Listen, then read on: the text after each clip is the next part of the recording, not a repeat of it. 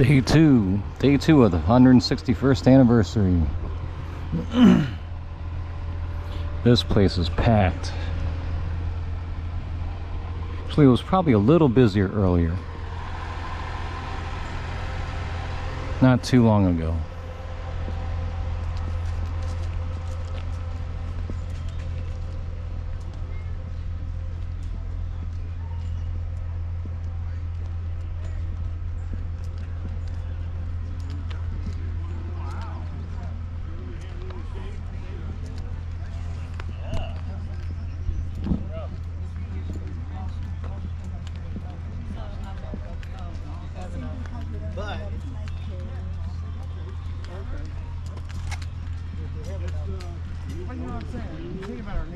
Really doesn't show up in any kind of dramatic significant.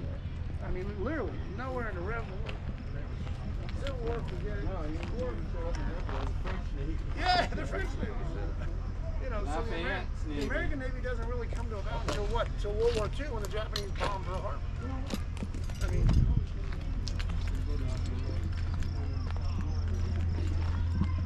Okay, folks, one last look here from Little Round Top. In case I don't come back after dinner. Excuse me.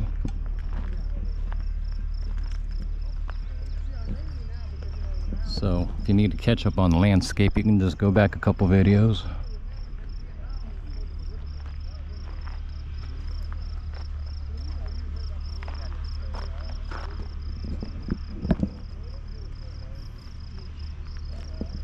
But one more time. Straight ahead is Devil's Den.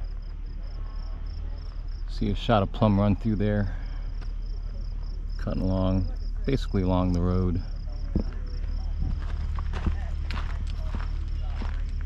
Monument to Strong Vincent's behind me, as well as Patty O'Rourke. And in front of us we have the statue of Gouverneur K. Warren.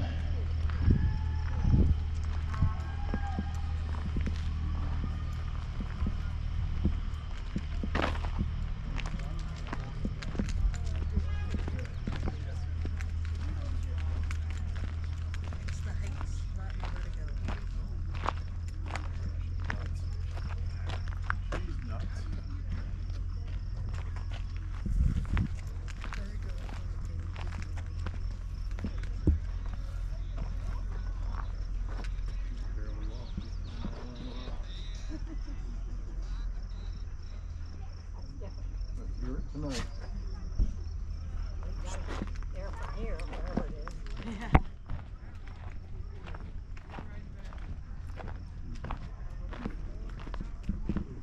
Also gonna walk away from the people real quick.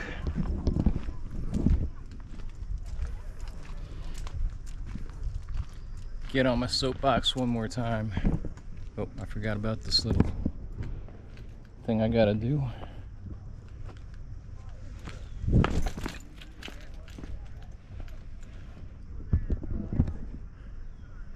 Sure hope nobody's buying the current shenanigans.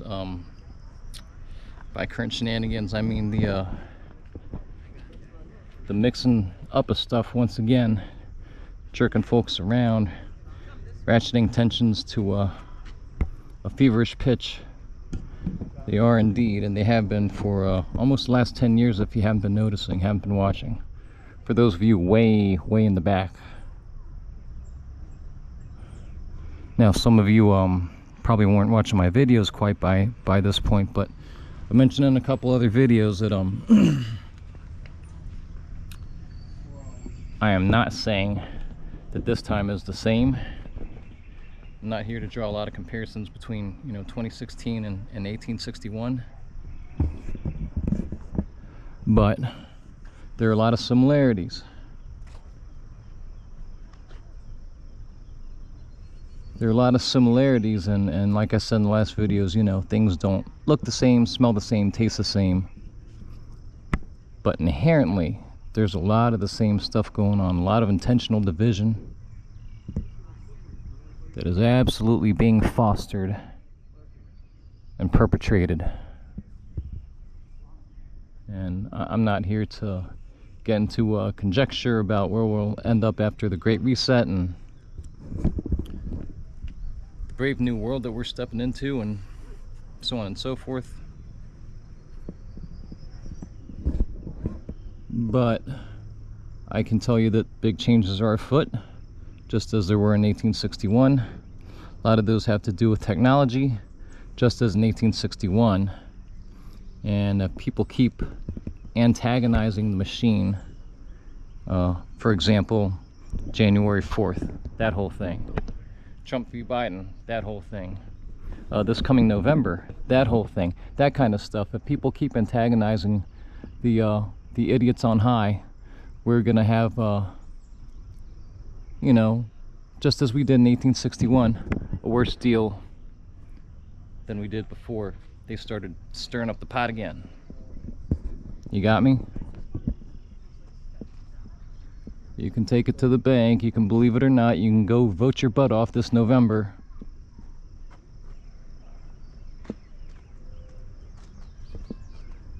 I'd be really, really pleased if folks just kind of, just you know, for a little while, let's just say, you know, leave it kind of open-ended, just for a little while, jump out of the fray.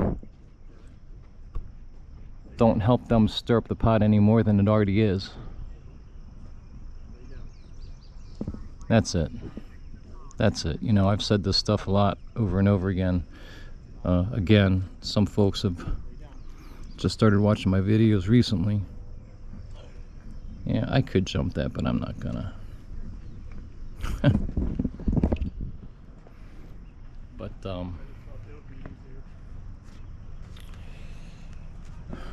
I've been doing history and sociology for a long time. Civil War is just one of my hobbies. But as a sociologist, what I've been more or less trained to do, above and beyond all, is studying patterns, recognizing similarities. You know, you can think of them as social templates, all describing the same thing. And I don't care if you fancy yourself left or right. We're just not headed towards a good place. It will be a worse deal than it is already. Again, I'm not here to speculate on specifics, but that much I promise you.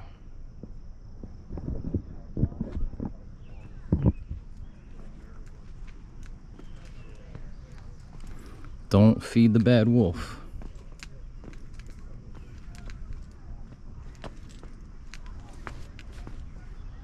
Yep. That's all. Just a friendly message from your bud.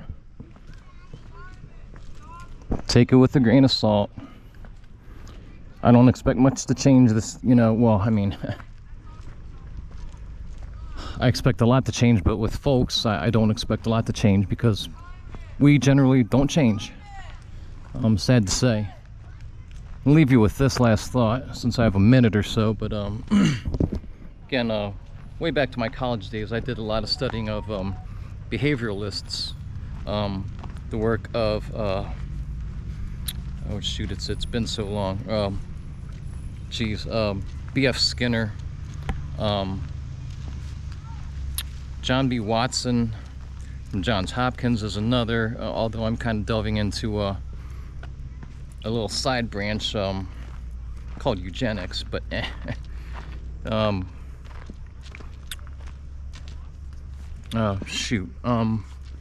Pavlov, okay? All these folks had us worked out a long time ago. And if you listen to, and I highly recommend this viewing, if you watch and listen to Aldous Huxley's speech at Berkeley on the Brave New World, what was it called exactly?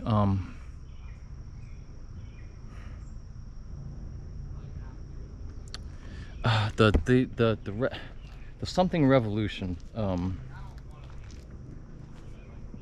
The Ultimate Revolution, I think, by Aldous Huxley. I'm sorry, it's been a little while. If you listen to that, he gets into this little spiel that's really good, where he talks about laws of averages and how they stay pretty stable over the years. That you always have, a good 20% of people who will never buy into what's being sold to them, almost no matter what. You've got another, 60 or 70 or 50% in the middle, whatever, who may or may not, and just kind of generally need some cajoling. And then you've got another 20% who will always buy in. And he was just rattling off examples, but he was like, I've talked to lots of I'm sure he's got some serious research on this, but he talks about people he's talked to over the years who just deal with people and deal with averages, and lot involved a lot being salespeople.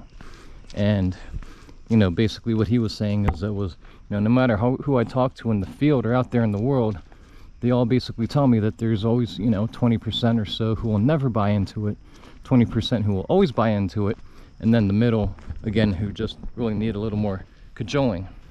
And so I don't expect a lot to change, but I always hope that there will be.